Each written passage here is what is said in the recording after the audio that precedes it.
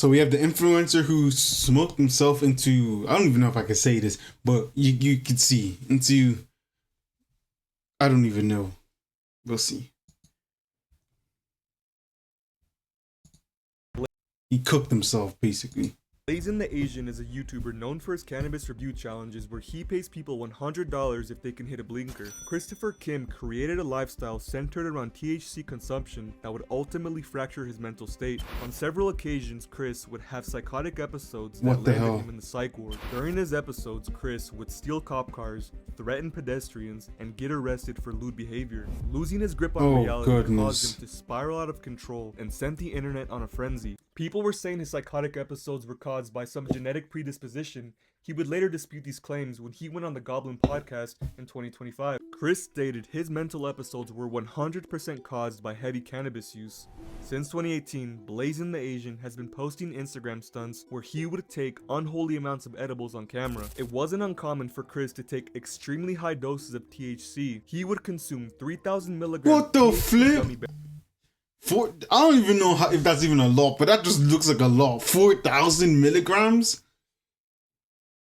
I'm thinking about caffeine.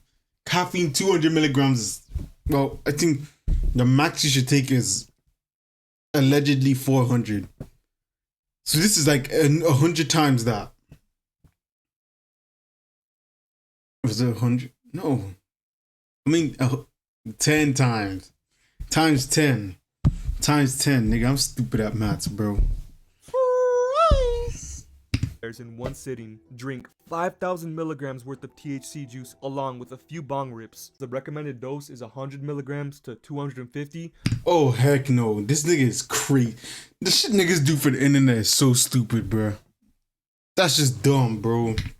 Bro was taking the whole packet, hitting blinkers, doing bong rips. Essentially, he was frying his brain for our entertainment. This would catch up to him later in 2020. Chris reflected on his drug use, telling Goblin, "I started tripping at 14, taking LSD at school, and smoking salvia." Chris recalled getting arrested at school for selling LSD to a classmate. He was throwing chairs at teachers because he himself was still coming down from an acid trip. 1 year later, while on acid, he punched a stranger in public because he thought they were in the Truman Show, believing everyone was an actor on a TV show that he didn't know about. After several bad acid trips, Chris decided to quit taking psychedelics and focus on making weed content. During this time, Chris would sell. So this nigga just said he's gonna stop taking drugs to go to another pair of drugs. What is wrong with niggas, bro?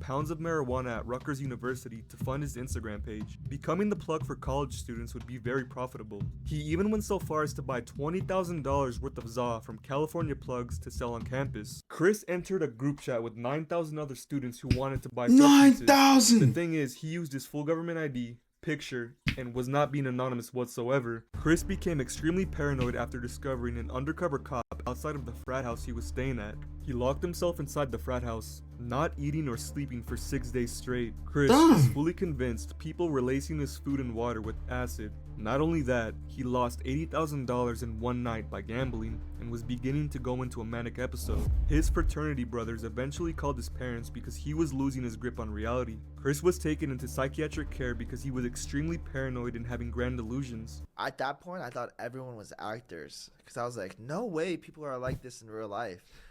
I had a theory that I was in a movie. Everyone was an actor. You're on a set right now. Everyone was like a set, like the Truman Show. Everything was everyone was like a New York City crackhead. I thought the TV was talking about me, the news was talking about me. So I went up to the third floor of my house. I was like gonna jump off. Oh shit! Head first. In my mind, I didn't see EMT or police anywhere, and I got pulled back the same moment I decided to jump off. Once the first psychosis episode starts.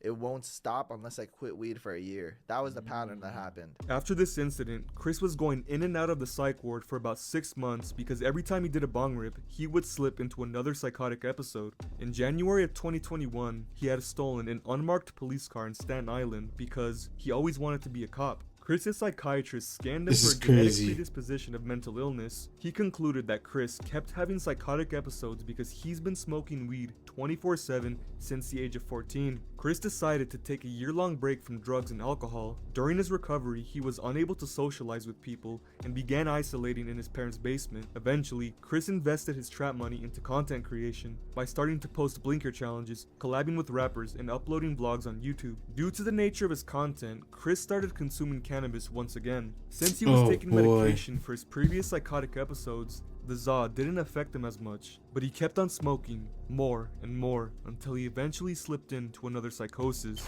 In the beginning of 2025, Chris started posting random cryptic messages on social media, rambling on Instagram Live, and having a mental breakdown on camera. Fans were concerned for his mental well-being because he seemed completely out of it. 10 minutes after leaving the psych ward, Chris went on Instagram Live and started harassing a man on the street. Cool, bro. I'm cool. You cool? Bro, back up, bro. You cool? You playing with me? I'm not playing with you. Alright, back up, bro. I know people who know you, bro. Huh? Playing with me, I'm not bro. playing with you. Alright, so can you back up, bro? What you gonna do?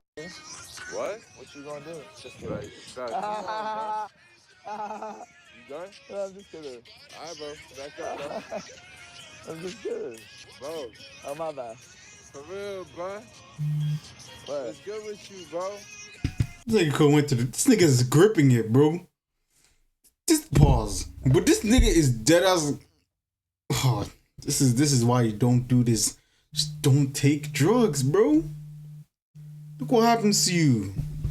Hold on.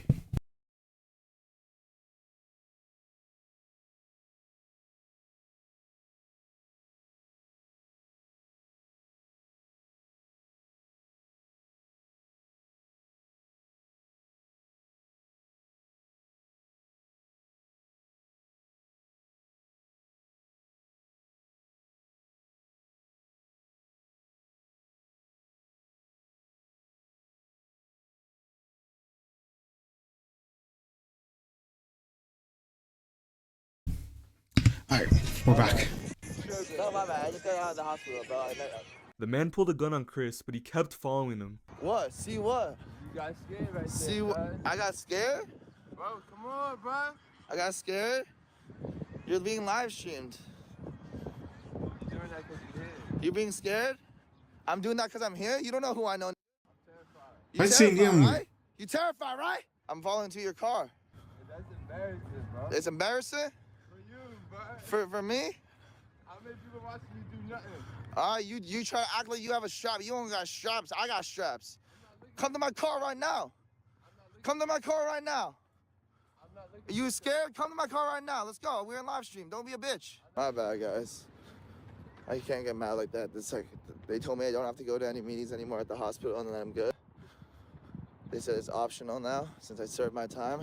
It was evident that Chris was still having a psychotic episode even though he was cleared to leave the hospital. Not too long after, Chris hopped on Instagram Live once again where he decided to smoke more weed on camera. It was pretty disturbing to watch because he kept singing Bruno Mars songs, random songs, telling everyone that I'm gonna be the next Nelk boy, rambling on, saying the N-word over and over again, talking to police like very incoherently. It was very disturbing to watch because he was literally losing his grip on reality. His demeanor can be compared to Steve-O when he was at the depths of his drug binge. Eventually, Chris's girlfriend called the police because he was at her apartment tweaking out. They asked him a few questions before once again taking him to the psych ward. Blazin the Asian is a prime example of weed-induced psychosis. Not many people believe this actually exists because people assume that, oh, you must have some genetic predisposition or someone in your family has mental illness. No, anybody can go into a weed-induced psychosis. It's with any drug, bro.